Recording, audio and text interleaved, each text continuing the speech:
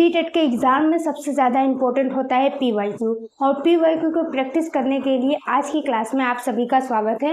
हम जो भी क्वेश्चन पढ़ेंगे, जो भी क्वेश्चन करेंगे, वो टेट के एग्ज़ाम में आया होगा, वही क्वेश्चन को हम करेंगे और समझेंगे। इससे हमारी एग्ज़ाम आने वाले टाइम में जो भी एग्ज़ाम है हमारे टेट की, वो अच्छी तरीके से कवर हो जाए। क्योंकि सिर्फ थियरी पढ़ना इम्पोर्टेंट नहीं होता, बहुत ज़्यादा इम्पोर्टेंट होता है कि हम क्वेश्चन कितनी बार किए हैं, कितना प्रैक्टिस किए हैं। तो उसी प्रैक्टिस के जरिए आज हम क्वेश्चन को सॉल्व करेंगे। पहला क्वेश्चन दिया हुआ है, निम्नलिखित में से कौन सा स्थायी पवन नहीं है। स्थायी पवन नहीं है उसके बारे में इसने पूछा है। ए ऑप्शन पश्चिमी पवने, बी पूर्वी, सी व्यापारिक और चौथा मानसूनी पवने। तो चारों में से कौन सा राइट आंसर होगा। आई पवन होती है, लोकल विंड होती है, वो होती है वेस्टर्नलीज, ईस्टर्नलीज और ट्रेड विंड। मानसूनी पवनें मानसून में आती है, इसलिए ये जो स्थायी पवन है वो नहीं है। तो ऑप्शन कौन सा होगा, डी ऑप्शन। दूसरा क्वेश्चन दिया हुआ है, एक घंटे वाला पृथ्वी का एक समय क्षेत्र कितना देशांतरी विस्तार घेरता है। कितना विस्तार घेरता है, आपको सबको पता होगा कि एक राउंड 360 डिग्री का होता है, और जो घंटा होता है वो पृथ्वी पे 24 घंटे का होता है। तो 24 घंटे में से अगर हम 360 डिग्री को भाग देंगे तो कितना आएगा, 15 डिग्री। तो एक घंटे का कितना टाइम हो जाएगा, 15 डिग्री, यानी कि 15 डिग्री, 1 मिनट में 15 डिग्री ऐसे आगे सरकता है। ठीक, तो पृथ्वी आगे बढ़ती है।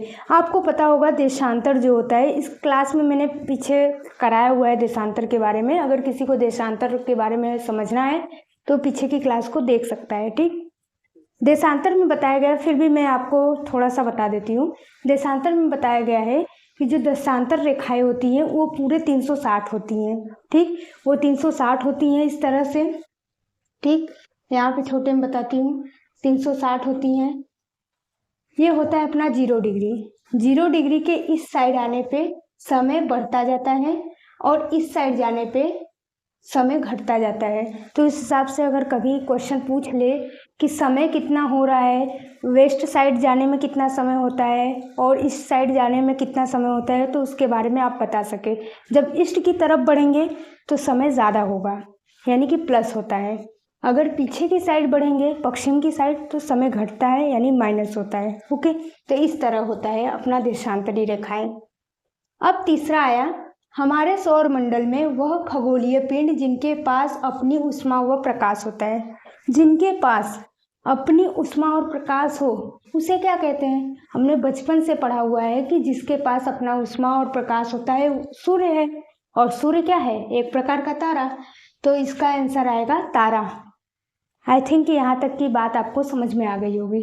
अब चलिए चौथे सवाल की ओर बढ़ते हैं। ग्लोब को पृथ्वी का वास्तविक प्रतिरूप क्यों माना जाता है, ये क्वेश्चन है, और दिया हुआ है ऑप्शन। यह गोलाकार आकृति का होता है, यह गेंद जैसा होता है, यह स्थिर है, देशों, महादेशों, महासागरों को उसके सही आकार में दिखाया गया है।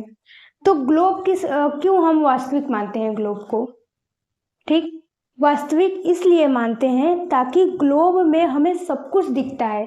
कहाँ भूखंड है, कहाँ महाद्वीप है, कहाँ महासागर है, कहाँ जमीन है, कैसी है, किस प्रकार की उसकी आकृति है, कितना उसका लेंथ है, ये सारे चीज़ को समझाने के लिए ग्लोब बनाया गया है। ठीक है, तो पृथ्वी का आकार जो वास्तविक है वो कैसा है।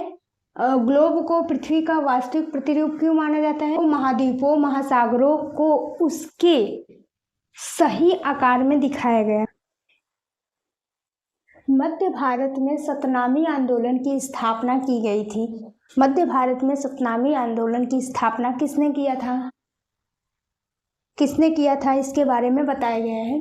पहले है घासीदास, दूसरा ज्योतिराव फूले, तीसरा है हरिदास ठाकुर।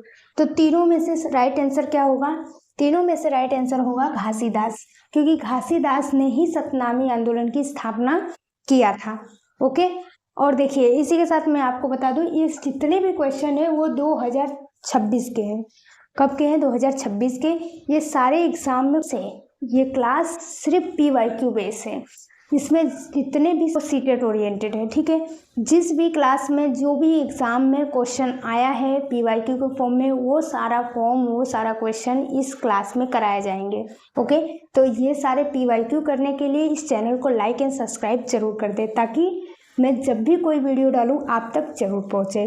पीवाईक्यू ही एक ऐसी सीरीज़ है जिसके द्वारा आपकी एग्ज़ाम अच्छे तरीके से पास हो सकती है। ठीक, तो आप थियरी पढ़िए, थियरी के साथ साथ पीवाईक्यू प्रैक्टिस यहाँ पे करिए, आपका एग्ज़ाम क्लियर हो जाएगा। देखिए, बार बार एग्ज़ाम क्लियर करने के लिए ये नहीं करना पड़ता है कि बार बार बहुत मेहनत, एक सिस्टमेटिक तरीके से एक रिदम बनाना होता है जो लगातार प्रैक्टिस के जरिए आता है, जो कि इस क्लास में आपको देखने को सीखने को मिलेगा।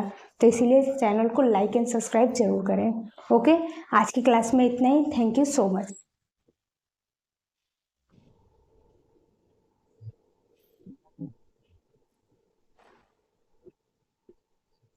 ठीक।